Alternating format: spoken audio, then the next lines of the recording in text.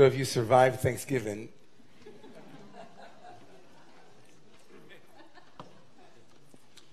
which is always a mixed bag.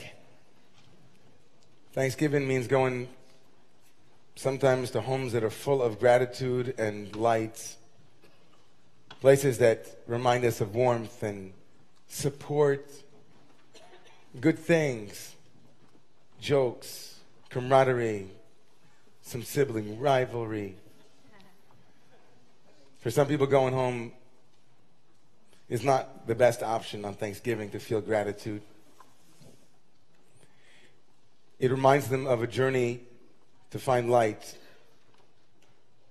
in some difficult or challenging circumstances. Being able to sift through memories to find nuggets. Challenges that might have or might not have been opportunities. I had an opportunity this past week to watch the documentary about Amy Winehouse. And those who haven't seen it, of course, about the incredibly talented and tragic figure Amy Winehouse, who died way before her time. And the theme that kept jumping out to me was how often when we imagine challenges and trials and tribulations, we have one particular frame for it. And the power of the movie was to explore a character who had succeeded by any measure. Someone who didn't want fame, but had found her. Someone with incredibly innate gifts for music, for originality, for innovation. She had her demons. But her gifts came with a price. Her gifts were not freely given. There was a lot there in the gifts. There were challenges, there were obstacles, there were impediments, there was schmutz. And I couldn't help but think about a Torah that I learned from Rabbi J.J. Schachter, a great rabbi, a great friend, who a number of years ago told me that this coming week's Parsha, tomorrow morning, is the Parsha, it's the reading and the weekly wisdom of the Torah that gives us the aftermath of the greatest test that Abraham had, the Akedah, the sacrifice of his son Isaac. Here is Abraham, who was blessed with so many gifts. We're introduced to him at the end of chapter 11 as someone who followed his father out of Ur Kasdim. And then at the beginning of chapter 12, he's bidden by God to go somewhere and go to this place that I'll show you, but when you go, I'm going to bless you. You're going to have land and children. And none of those gifts come easy. I mean, right? He shows up in the land. Land. This land is my land. Famine in the land. Wait a second, God. This land is down to Egypt you go. Children. I have Ishmael, but I want another. Oh, you can have another. You'll have Isaac. You'll be a little bit old. And then you'll offer him up. At some point, Abraham's got to be scratching his head and going, okay, what is going on here? And of course, Pirkei Avot, the rabbis, they enumerate 10 trials that Abraham had to undergo in order for his gifts to be his gifts, for him to own his gifts. And Rabbi J.J. Schachter said that tomorrow morning, in the aftermath of the last final test, the greatest test, would he give up his son? We're told about the death of Sarah, his wife. And Abraham comes to give a eulogy for his wife and to mourn her, and then immediately begins the eulogy for his wife and to mourn eulogy for his wife. Buy a burial plot. Give me an achuzah. Give me a holding of land in the land. And Rabbi J.J. Schachter quoted Rabbeinu Yonah in Pirkei Avot, who said, even though it says in Pirkei Avot, in the Ethics of the Fathers, there are 10 tests, the Ethics of the Fathers didn't tell you about this one. There's one last one, the 11th test. And the 11th test is this. Even though you were given the land as a gift, Abraham, will you be willing to negotiate for it as well? Will you say, no, it belongs to me? Your culture, your ways, your mores, they're of no interest to me because I'm entitled to this land. You see, I'll take that grave over there. That one looks nice. Or maybe that one. I'm willing to give you my hard-earned money. I know it was a gift, but gifts come with work.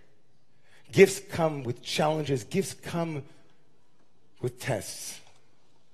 Will you rise to the occasion?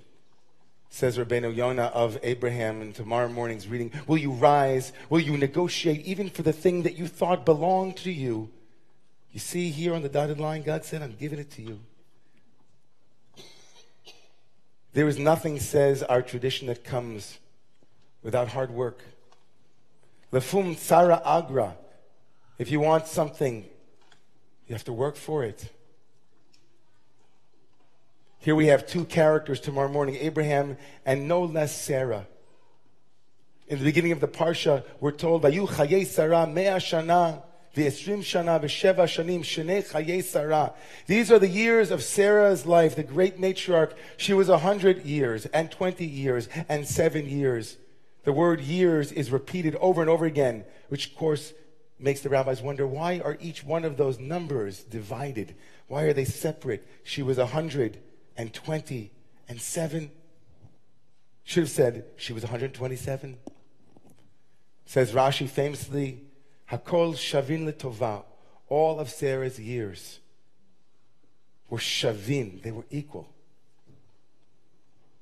Hakol shavin letova. They were all equally good. And again, we're wondering, really? Sarah had a good life? Sarah left her family. Sarah watched as the promise that she would be the matriarch was delayed and delayed. Sarah had a good life. Sarah, who in tomorrow morning's reading doesn't even get to say goodbye to her beloved son Isaac, whom she has weaned. Sarah, Hakol shavin letova. All of them were shaveh. They were all equal for good. Says the great Ger Rebbe, the Sfas Emes, whether you're poor or you're rich, you're going to get it. You're going to have a moment. The trial of being wealthy, the trial of being poor, the trial of winning the election, the trial of losing the election. The trial will appear in so many different forms, and the only question left at the end of the day, says Romemu Yonah, says the Ger Rebbe, is, will you rise up? Will you rise up? Will you be deployed now for the work that needs to be done now? Will you fight for the gifts that we have been given with abundance, but still must be clarified and purified? So much of my heart's attention for the last 3 weeks has been about meta-narratives, meta-arcs. Whether or not the arc of history will indeed bend, and how can I bend it, and who can bend, and who will bend. And yesterday morning, on Thanksgiving morning, a friend of mine called me and said, David, what are you doing? I said, I'm just hanging out with the kids. We're getting ready to go for Thanksgiving. He said, we're getting ready. There are churches and there are places to go to feed people. And so and this, by the way, I hope it does not, I mean, there's no way to avoid this, but it's not the smug Upper West Sider that went to do good, okay? Like rolling up our sleeves and showing up. There were 400 people feeding homeless. Just this past week on a Friday night, as we prepared to sing our Kabbalat Shabbat, I was in the back. We were all getting ready. And we're usually, all the musicians and the prayer leaders are usually in the back, and we're just focusing and practicing and preparing. And there were two women from the Southern Methodist, from the Methodist Church on 104th Street. They usually pack up dinners there on Friday, but there have been renovations going on. So they were in our music room, putting turkey into plastic containers to deliver to the 18 homeless shelters on the Upper West Side. There are big arcs. There are big things that are happening, and all of us should be worried, concerned, and proactive, but there are small things. There are small moments here where the gifts that we have already been given need to be purified and clarified so that we can say, Hakol Shavin L'Tova. We're making it good for everybody. We're going to try to make it so that the water level will rise up, rise up. So we have work to do. It's Shabbat. It's the day after Thanksgiving. We counted our blessings. But there's no shortage of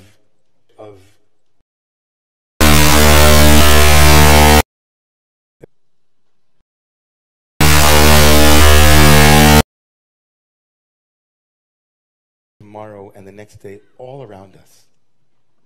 So let's have a revolution for love. Let's keep thinking about the big issues, but let's not postpone the week to week that we need to do. For Avram, who was given all the gifts and then told to wait. For Sarah, who too was given gifts and had her struggles.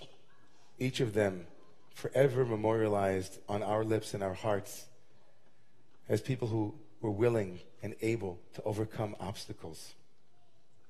We can do it, everyone. Let's rise up.